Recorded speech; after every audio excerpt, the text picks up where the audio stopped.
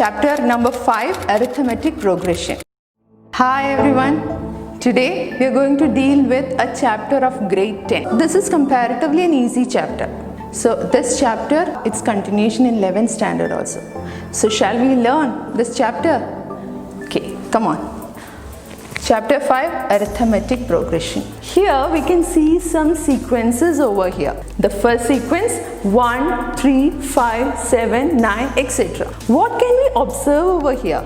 Here just see each term is obtained by adding 2 to the previous term.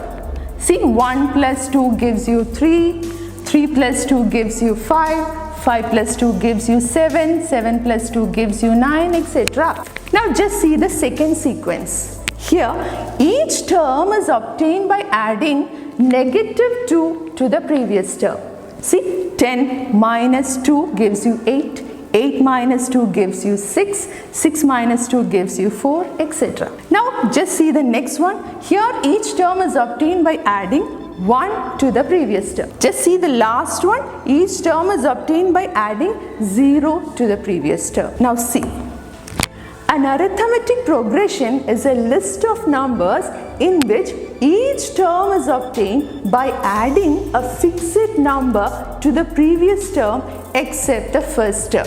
The fixed number is called the common difference of the AP and it can be positive, negative or 0. Okay. Just see the slide. Here A, this is the first term. Now how are we getting the second term? Just to the first term you are adding a common difference D. So A plus D. How are we getting the third term? A plus 2D. How are we getting the fourth term? A plus 3D. Okay.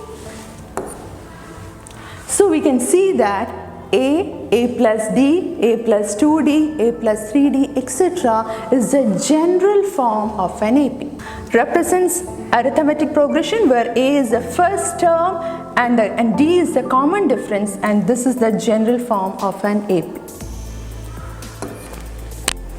Now we have finite AP and infinite AP. In the first case, you can see 25, 23, 21, 19, 17, 15. It's finite. It is countable.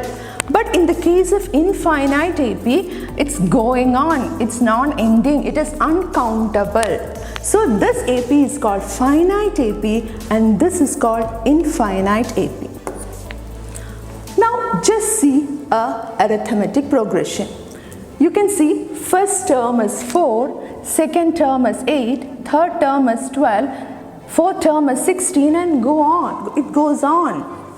Sometimes you may be asked, what is the 101th term or 150th term? It's not easy for us to write each term and find out. So we have a formula for finding this. So we'll have a look at that formula. So to find the nth term, it is A plus n minus 1 into D, where A is the first term, D is the common difference as we all know, and an is the number which comes at the nth term. So the formula for finding the nth term is A plus n minus 1 into D. Okay. Now there is one more formula in this chapter. Actually there are only 2 formulas in this chapter.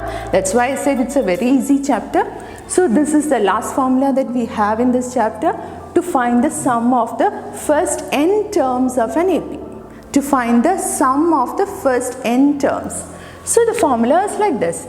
S is equal to n by 2 into 2a plus n minus 1 into D. Where, as we know, n is the number of terms, a is the first term and d is the common difference. Also, to find the sum for a finite AP, if the last term is given to us, you can use this formula for finding the sum. S is equal to n by 2 into a plus l, where l is the last term. So that's all about this chapter. It's very easy. Please work on this chapter. Have a great day. Thank you.